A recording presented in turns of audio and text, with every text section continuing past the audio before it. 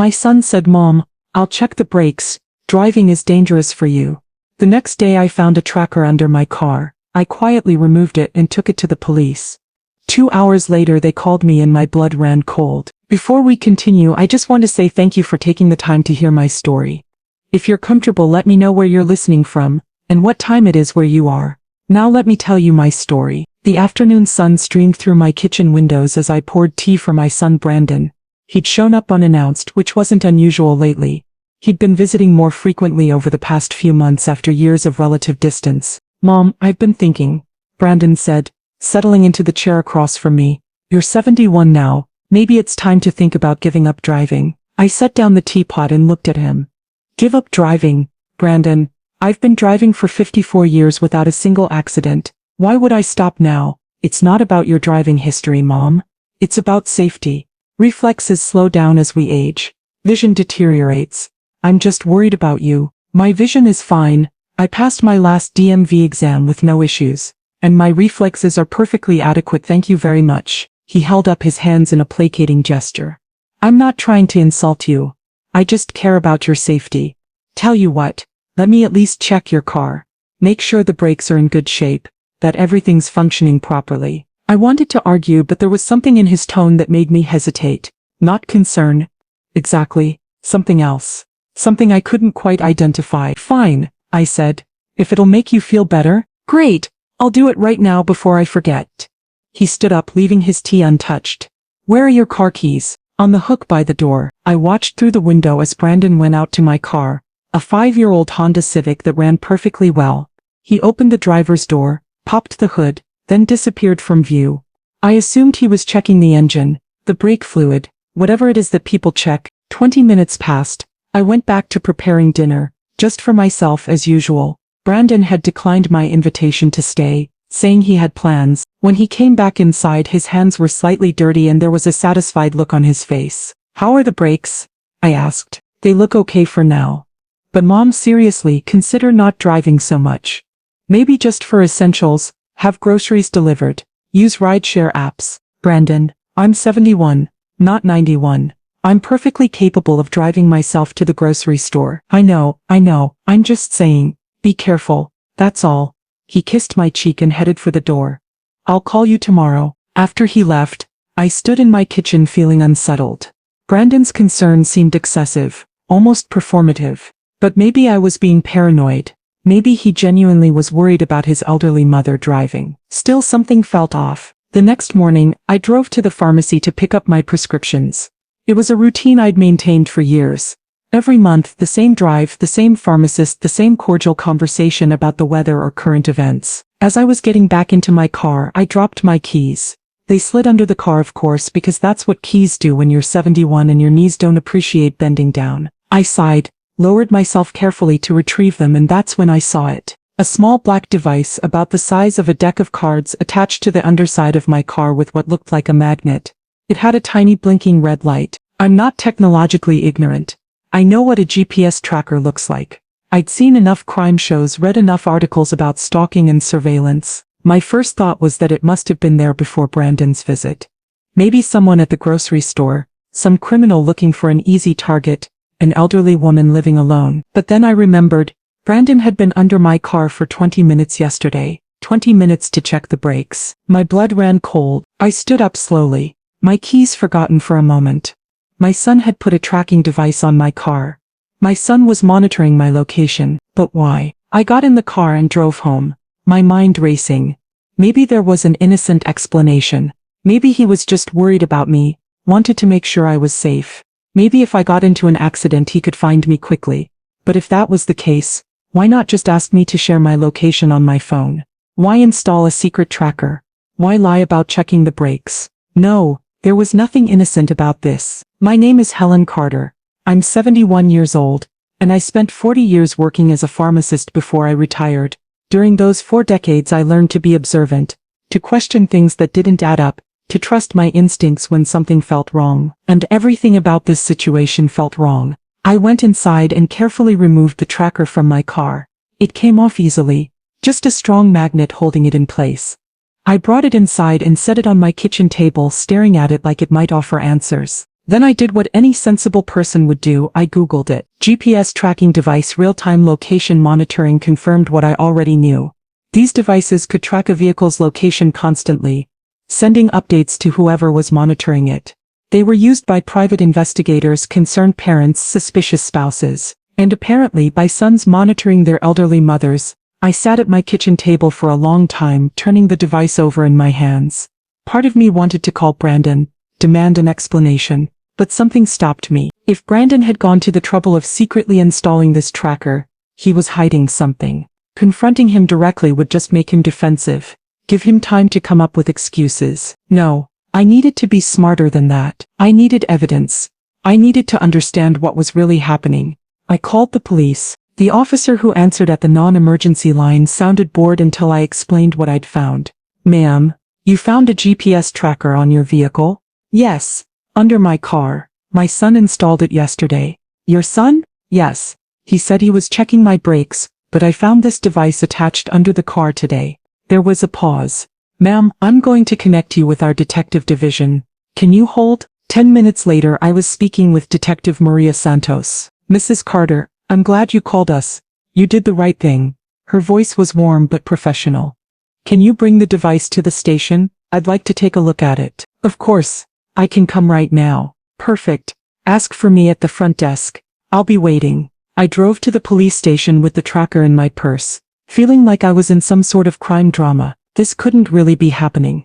My own son wouldn't actually be tracking me without my knowledge, except he was. The evidence was in my purse. Detective Santos met me in the lobby. She was around 50 with kind eyes and an air of competence that immediately put me at ease. Mrs. Carter, I'm Maria Santos. Thank you for coming in. She shook my hand and led me to a small office. Let's take a look at what you brought. I handed her the device. She examined it carefully, turning it over, checking the serial number. This is a commercial GPS tracker, she said. Pretty standard model. You can buy them online. They're often used for legitimate purposes, tracking company vehicles, monitoring teen drivers, but they're also commonly used for stalking, control, or planning crimes. The word crimes made my stomach turn. You said your son installed this. I believe so. He came over yesterday, insisted on checking my car's brakes. He was under the car for 20 minutes. Today I dropped my keys and saw this device attached underneath. And you're certain it wasn't there before? I would have noticed. I'm observant. Detective.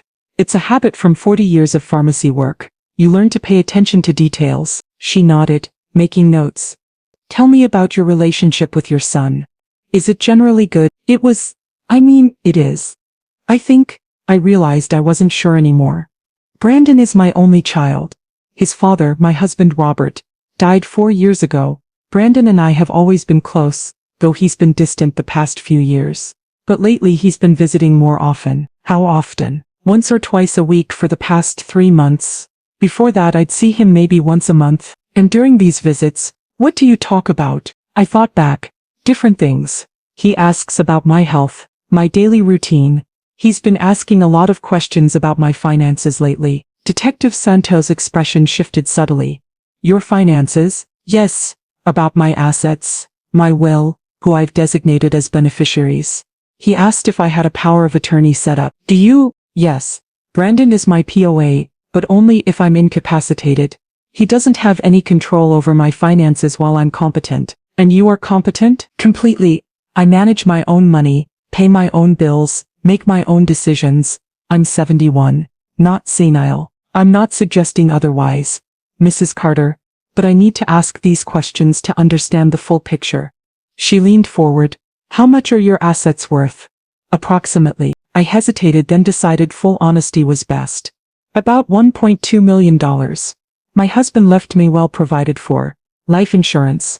The house is paid off. It's worth about $500,000.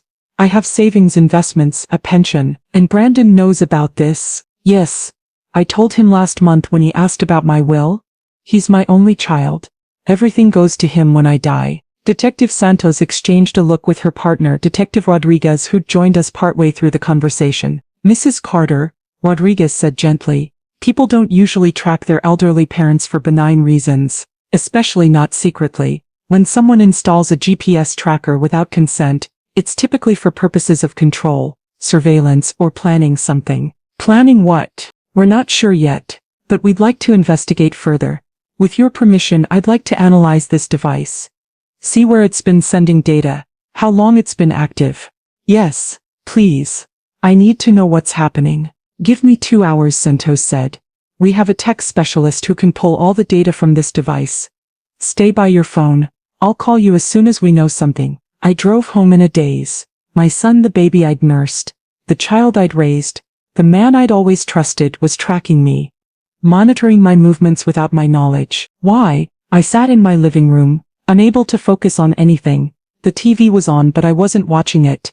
Every few minutes I checked my phone, waiting for Detective Santos to call. I started thinking about Brandon's recent behavior, really analyzing it for the first time. 3 months ago, he'd started visiting regularly again after years of once-a-month obligatory check-ins.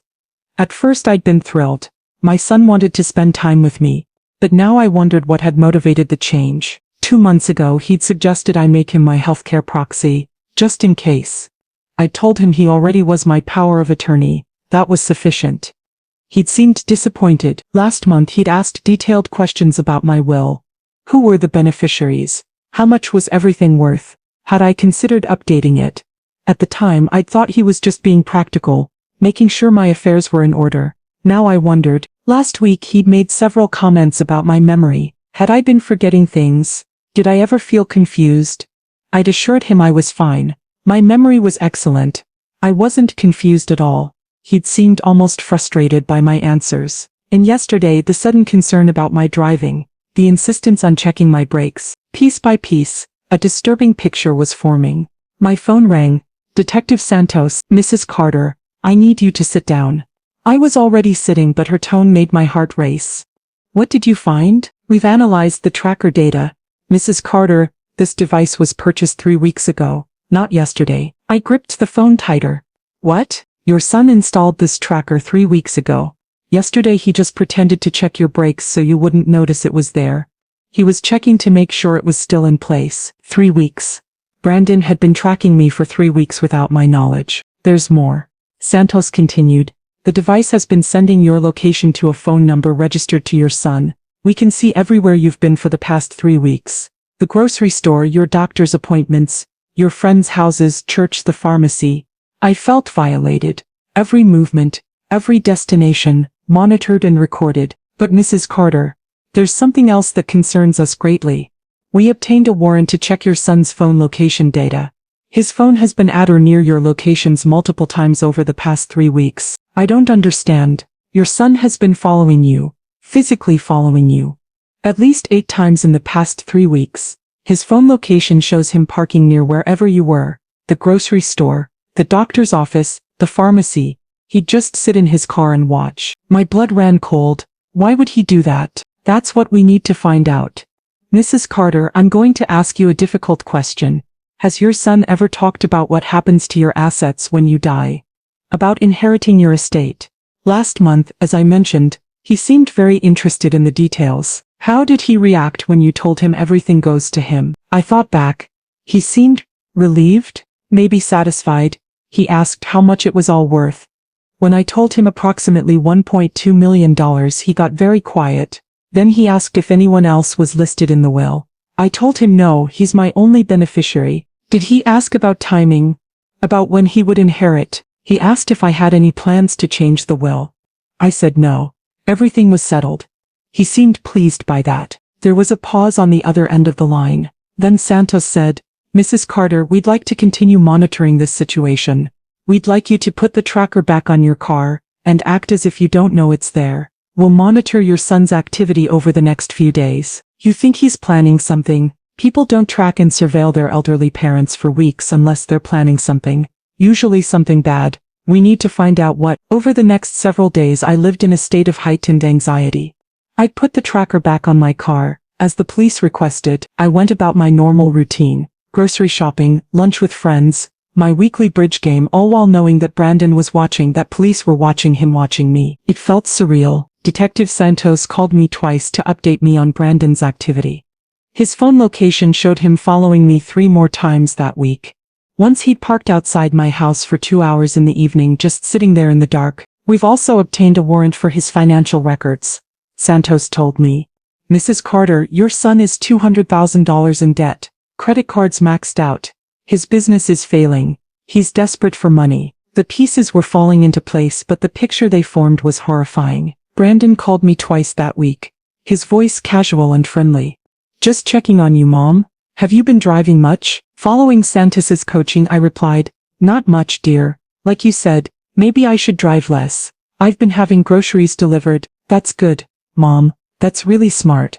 Was that satisfaction in his voice? Hey, can I come by this weekend? I want to talk to you about something. My heart raced.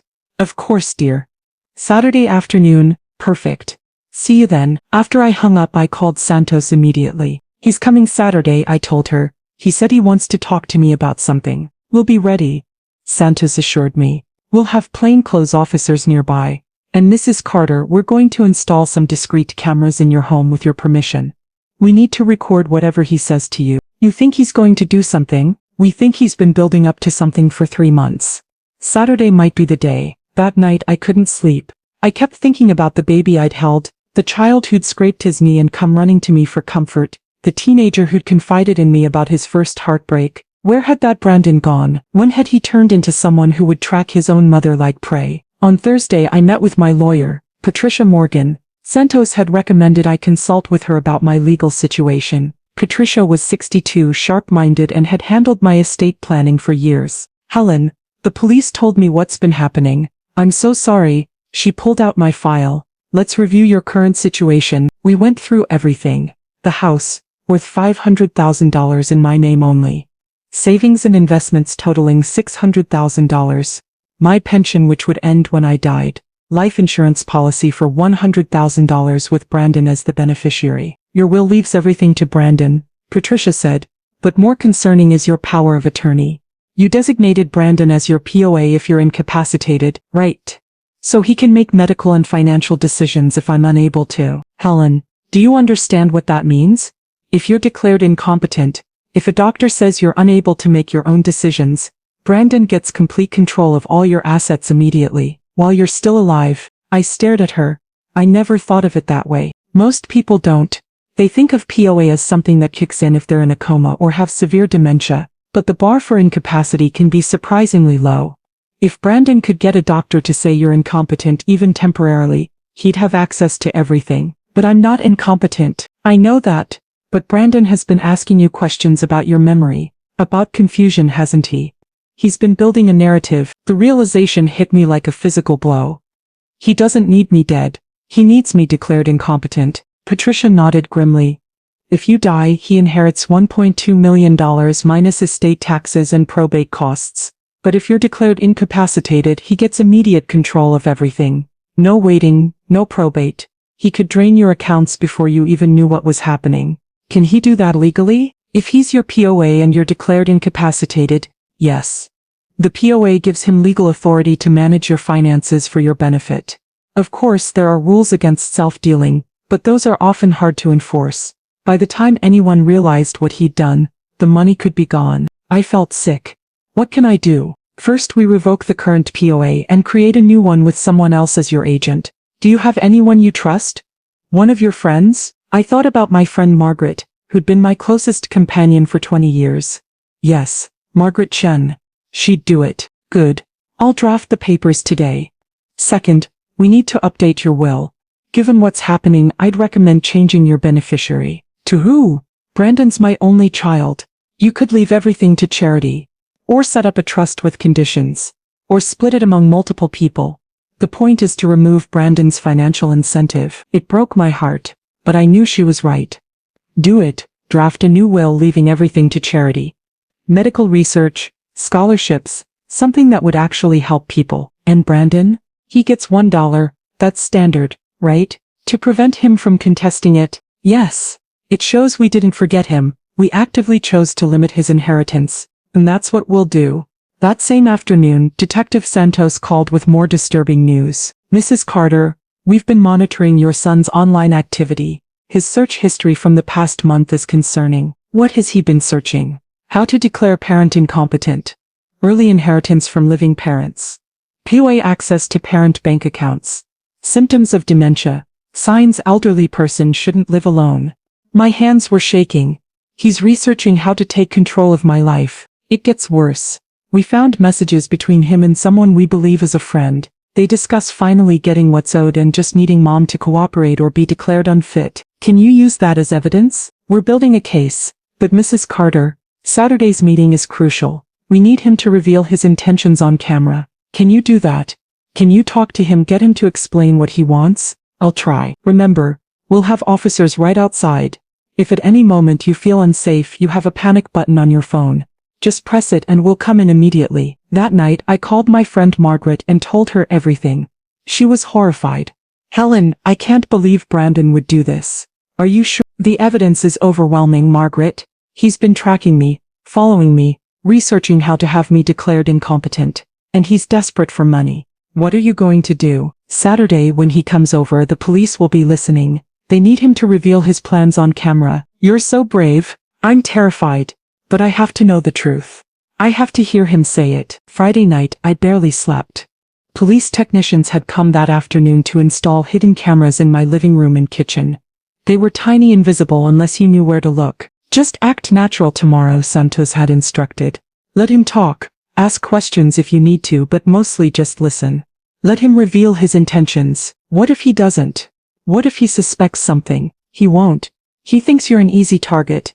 He thinks you're too old, too trusting, too naive to suspect your own son. I admitted, until I found that tracker. Saturday morning arrived. I made myself breakfast, though I could barely eat. I showered, dressed in comfortable clothes, tried to look like any other Saturday. Brandon was scheduled to arrive at 2 p.m. At 1:45, Santos called. We're in position. 3 plainclothes officers in unmarked vehicles on your street. We can hear everything through the cameras. You're not alone, Helen. We're right here. Thank you. You can do this. Just be yourself. Let him talk. At exactly 2 p.m. Brandon's car pulled into my driveway. I opened the door before he could knock, trying to appear normal and happy to see him. Brandon, come in. Come in. Would you like some tea? No thanks, Mom. He looked nervous, agitated. His eyes darted around my living room as if checking for something. I just want to talk to you about something important. We sat down in the living room. Brandon perched on the edge of the couch, his hands fidgeting. Mom, I'm worried about you. Here it comes, I thought. Worried about what, dear? You've seemed different lately. Confused. Forgetful. I kept my voice calm. Have I? I feel fine. But Mom, the other day you forgot we had lunch plans. We didn't have lunch plans, Brandon. See? This is what I'm talking about. We'd scheduled lunch for Tuesday and you completely forgot. We'd never scheduled lunch. He was lying, creating false evidence of my confusion. Brandon, I don't think, and last week you called me by Dad's name. You said Robert. Can you help me with this? Don't you remember? I'd never done that. More lies. I'm concerned about you living alone, he continued. What if something happens? What if you fall and can't get help? What if you forget to take your medications? I have a medical alert system, and I've never forgotten my medications in my life. That you remember. But Mom, people with memory problems don't realize they're having memory problems. That's the nature of cognitive decline. He was gaslighting me, trying to make me doubt my own mind. I think it's time to consider assisted living, he said. Somewhere with medical staff, where people can keep an eye on you. I don't want to live in assisted living. I'm perfectly capable of caring for myself. Are you though? Because I've noticed some things that worry me. Like what? You repeat yourself. You ask the same questions multiple times. You seem disoriented sometimes. None of this was true. I repeated nothing, asked nothing twice, was never disoriented. Brandon, I don't know what you think you've observed, but I assure you I'm perfectly fine. His expression hardened slightly. Mom, I'm trying to help you. Why are you being so defensive? I'm not being defensive. I'm telling you the truth. There's nothing wrong with my mind. That's exactly what someone with dementia would say. He pulled papers from his bag. Look, I've brought some documents. I think we should update your power of attorney. Give me more authority to help manage things. I looked at the papers. They weren't just updates. They were comprehensive POA documents giving Brandon immediate control over all my financial and medical decisions. Not if I became incapacitated, immediately. Brandon, why would I sign these? These give you complete control over my life. Because you need help, Mom. And I'm your son. I'm trying to protect you. Protect me from what? From yourself. From making bad decisions. From being taken advantage of by people who might try to steal from you. The irony was almost laughable. He was the one trying to steal from me. I'm not signing these papers. His jaw tightened. Mom, I'm not asking. I'm telling you what needs to happen. You're not thinking clearly. I need to take control before you do something that hurts yourself. Like what? Like giving your money away to strangers. Like falling for scams. Like making poor investments. Mom, you have over $1 million in assets. You're not capable of managing that anymore. I've been managing my finances perfectly well for 4 years since your father died. Have you? Or have you just been lucky that no one's taken advantage of you yet? I decided to push him to see how far he'd go. What if I don't want to sign these papers? What if I want to keep control of my own life? Brandon's face changed. The mask of concern fell away, replaced by something cold and calculating. Then I'll have to do this the hard way, he said. I'll petition the court to have you declared incompetent. I'll bring in doctors who'll testify that you can't manage your own affairs. I'll have you evaluated, and they'll agree with me that you need a guardian. You'd do that to your own mother? I'm doing this for you, Mom, whether you understand it or not. This isn't about me. This is about my money. His eyes flashed. Your money? That's my inheritance. Dad worked his whole life building those assets and they should come to me. They will come to you when I die. As stated in my will. When you die? Mom, you could live another 20 years. You could spend it all on who knows what. You could be taken in by some con artist. That money should be protected. Protected for who? Me or you? For the family. I'm part of this family. I deserve to benefit from what Dad built. Your father built those assets for my security. To make sure I was taken care of for the rest of my life. Not so you could take them the moment he died. Brandon stood up, his face red. I need that money, Mom. I'm in debt. My business is failing. I have bills I can't pay. So this is about your debt. I'm your son. You're supposed to help me. Instead, you're sitting on all this money while I'm drowning. I offered to help you last year when you mentioned business troubles. I offered to loan you money. You said no. A loan? I don't need a loan from my own mother.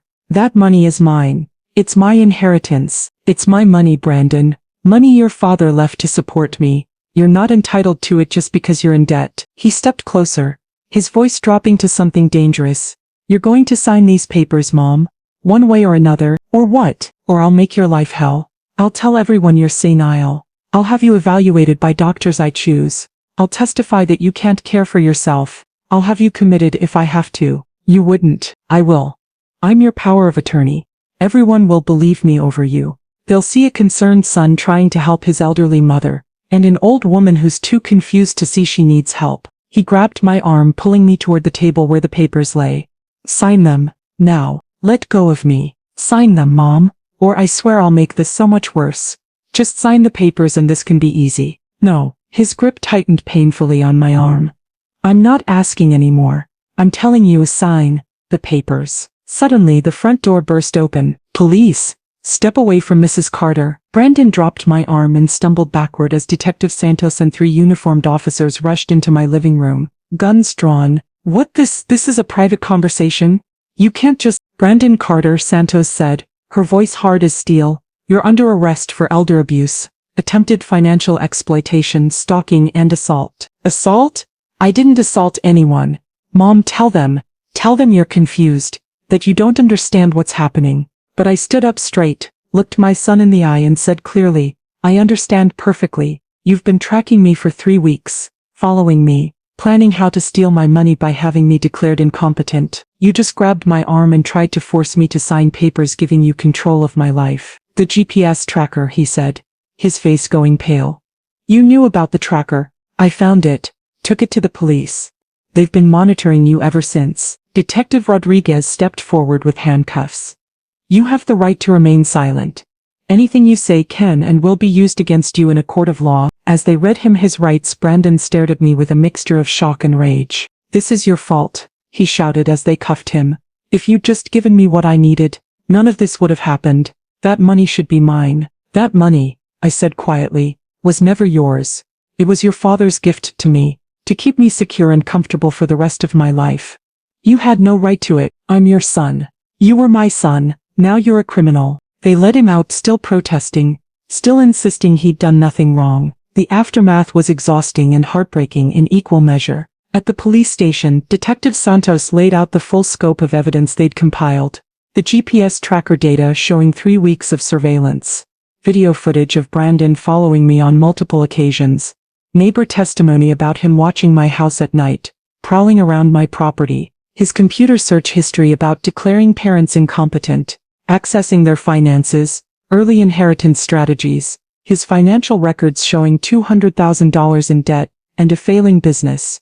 Messages to a friend, discussing finally getting what's owed, and making mom cooperate. And now video and audio recording of him threatening me, grabbing me, trying to coerce me into signing over control of my assets. It's overwhelming evidence, Santos told me. The DA is charging him with multiple felonies.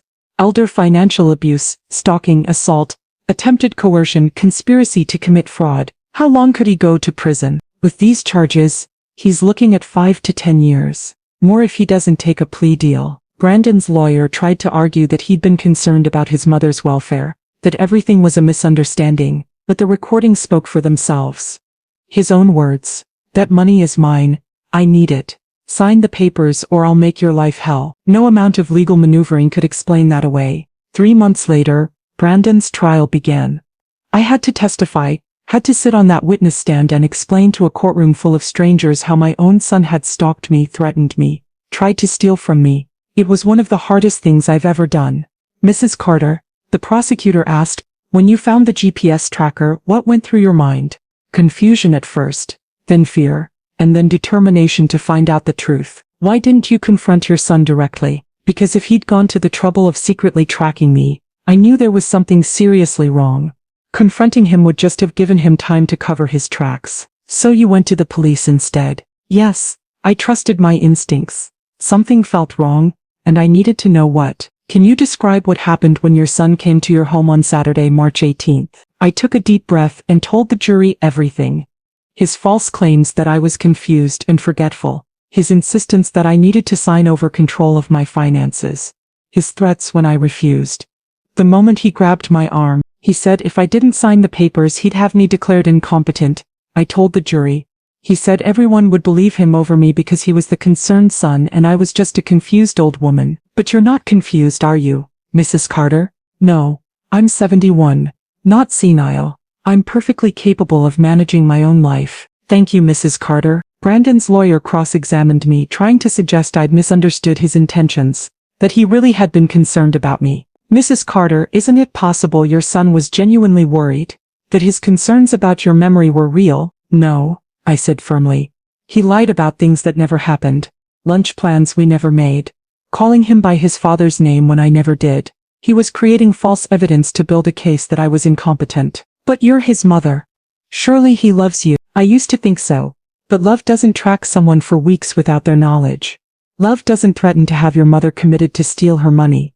That's not love. That's exploitation." The jury deliberated for less than 4 hours. Guilty on all counts. The sentencing hearing was a month later. The judge was a woman in her 60s who'd clearly seen too many cases like mine. "Mr. Carter," she said, looking at Brandon with undisguised disgust, "you betrayed your mother's trust in the worst possible way. She raised you, cared for you, and you repaid her by stalking her, threatening her, and attempting to steal her life savings. You tracked her movements for weeks like she was prey. You followed her, watched her, planned how to take everything from her. You tried to have her declared incompetent so you could access her money while she was still alive." Elder financial abuse by family members is one of the most insidious crimes in our society. Elderly people should be able to trust their children.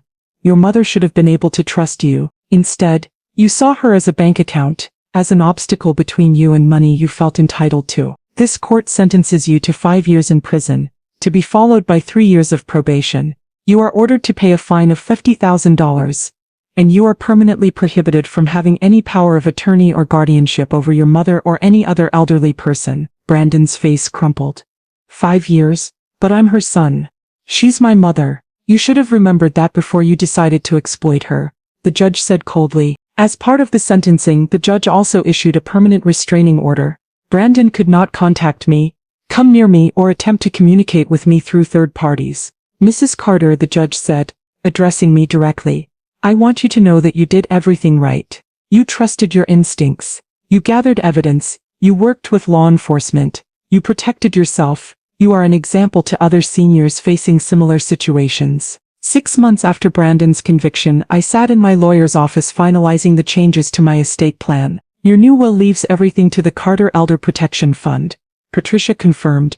The foundation will use the money to help seniors recognize and escape financial abuse by family members. And Brandon? He receives $1 as specified. This prevents him from claiming he was accidentally omitted. Can he contest the will? He can try, but given his criminal conviction for trying to exploit you financially, no judge will rule in his favor.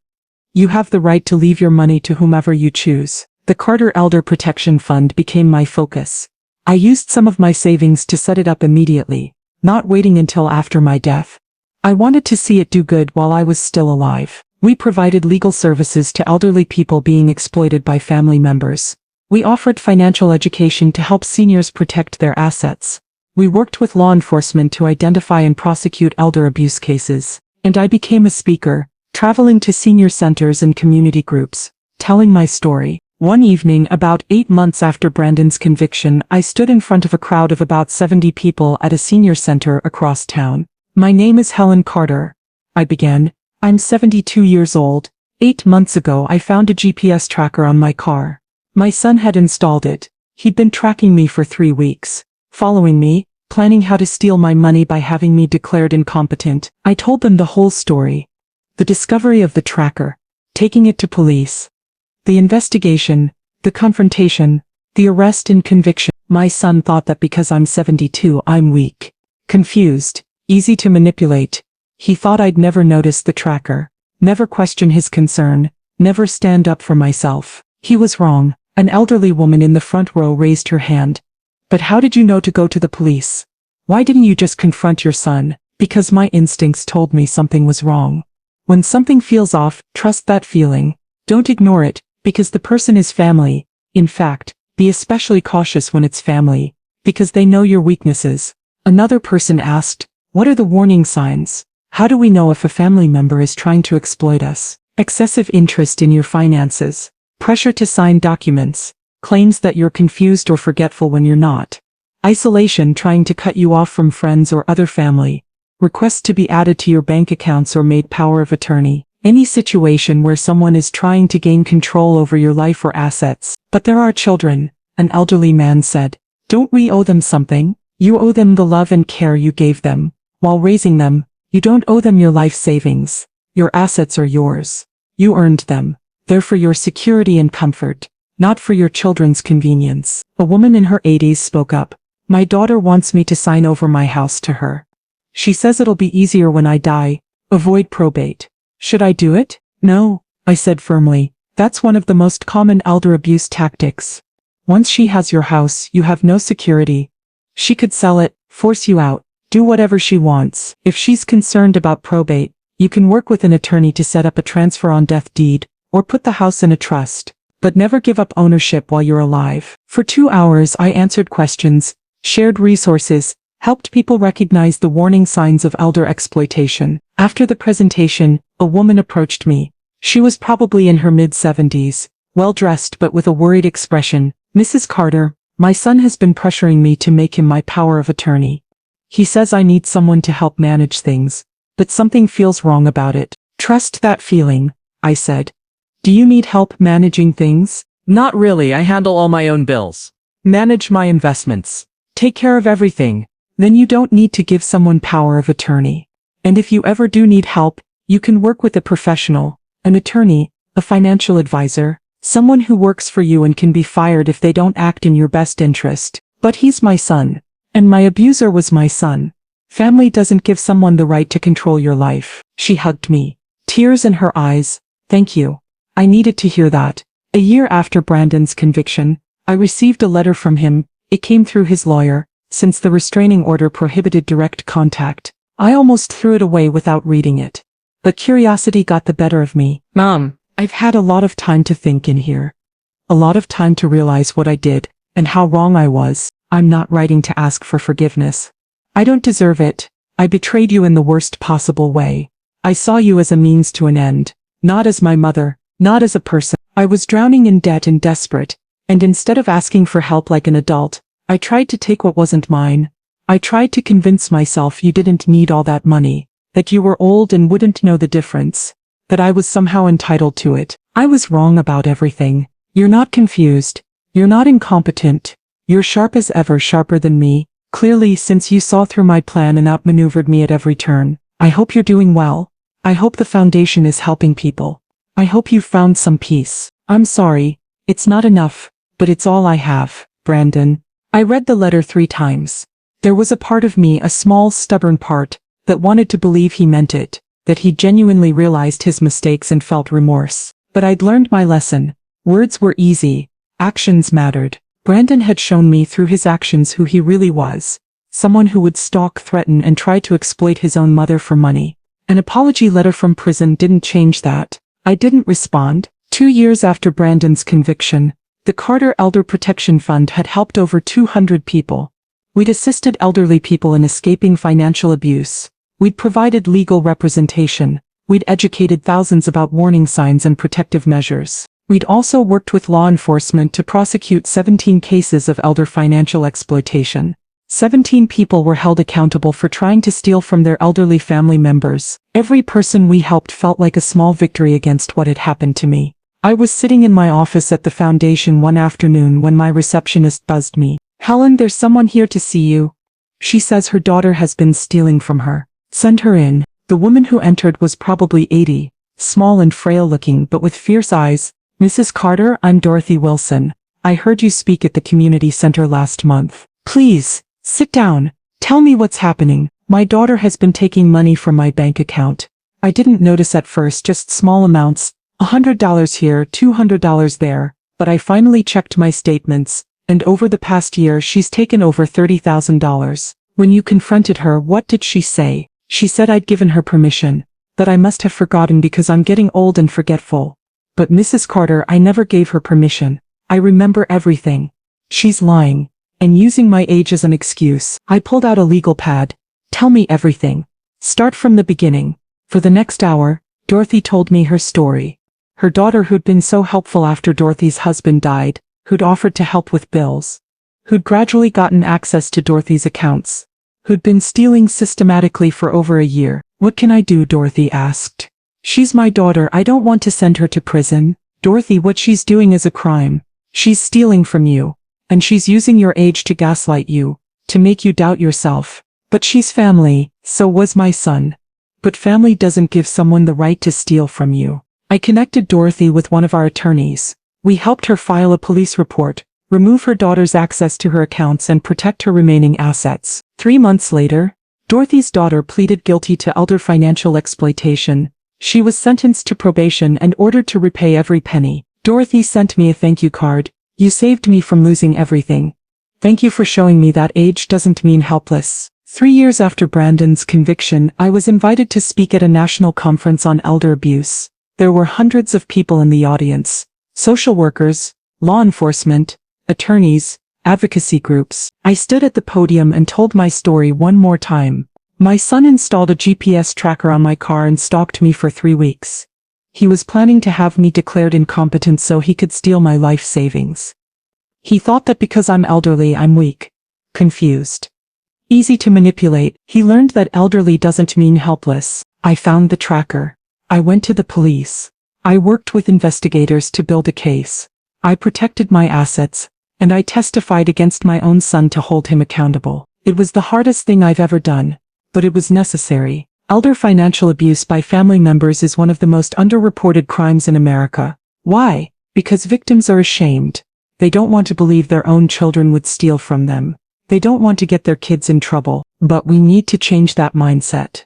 Financial exploitation is abuse. It's theft. It's a crime. And it should be prosecuted. Seniors need to know they have power. They have rights. They can say no. They can call the police. They can protect themselves. We're not helpless just because we're old. We're experienced. We're wise. We've lived long enough to recognize when something's wrong. My message to every senior facing exploitation is this. Trust your instincts. Document everything. Seek help. Don't be ashamed. You did nothing wrong. The person exploiting you is the one who should be ashamed. And my message to potential abusers. We're watching. We're learning. We're teaching each other the warning signs. We're not easy targets. Underestimate the elderly at your own risk. The standing ovation lasted 3 minutes. Brandon was released from prison after serving 3.5 years, having earned time off for good behavior. He was prohibited from contacting me, so I didn't know what he did or where he went. I heard through mutual acquaintances that he'd moved to another state, that he was working construction, that he'd gotten married. Part of me wondered if he'd really changed, if prison had taught him something, if he'd genuinely learned his lesson. But mostly, I didn't think about him at all. He'd tried to steal my life and he'd failed. That chapter was over. I was busy with the foundation, with speaking engagements, with helping other elderly people protect themselves. I was busy living my life on my terms, with my assets secure, my decisions my own. 4 years after Brandon's conviction, I turned 75. My friends threw me a birthday party at the foundation office. There was cake, laughter, stories about all the people we'd helped over the years. Helen, my friend Margaret said, raising a glass of champagne, you turned something horrible into something beautiful. Your son tried to destroy you and instead you created something that saved hundreds of people. To Helen, everyone chorused. I looked around at these people, my chosen family, my colleagues, my friends, and felt content. Brandon had tried to take everything from me. My money, my independence, my dignity. Instead, he'd taught me how strong I really was, how powerful, how capable. He'd taught me that age is not weakness, that elderly doesn't mean helpless, that experience and wisdom are powerful tools. And most importantly, he'd taught me that I didn't need his love or approval. I had everything I needed within myself. I'm 75 now. 4 years have passed since I found that GPS tracker on my car. 4 years since I discovered my son's betrayal. Sometimes people ask if I regret turning Brandon in, if I wish I'd handled it differently, if I miss having a relationship with my only child. The answer is no. Brandon made his choices. He chose to see me as a target rather than his mother. He chose to stalk, threaten, and try to exploit me. He chose money over family. I made my choices too. I chose to protect myself, to trust my instincts, to seek help, to hold him accountable. I chose self-preservation over maternal guilt, and I'd make the same choice again in a heartbeat. The Carter Elder Protection Fund continues to grow. We've helped over 500 people in 4 years. We've trained law enforcement across the state on recognizing elder abuse. We've lobbied for stronger laws protecting seniors. Every person we help, every family we keep safe, every abuser we help prosecute. That's my legacy. Not the son who betrayed me, but the foundation built from that betrayal. Last week, an elderly man came to the foundation. His son had been pressuring him to sign over his house. But he's my son, the man said. How can I report him to the police? I looked at him and said, because he's committing a crime. Because you deserve to be safe.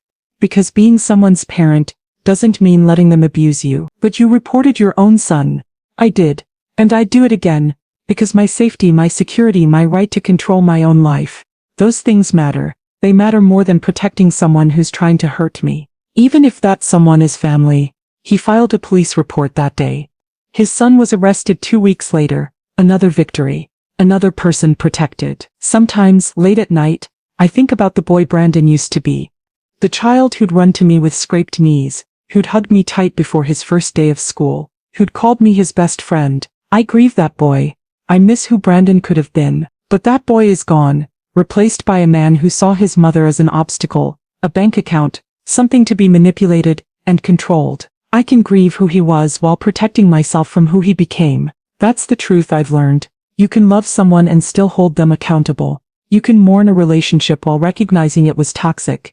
You can be someone's mother while refusing to be their victim. Brandon thought he was clever. Installing that tracker, building his case for my incompetence, planning his takeover of my assets. He thought I wouldn't notice, wouldn't question, wouldn't fight back. He was wrong. And that single mistake, underestimating his elderly mother, cost him everything. 5 years in prison, his inheritance, his relationship with me, his reputation. All because he forgot one crucial fact: elderly doesn't mean helpless. I spent 40 years as a pharmacist.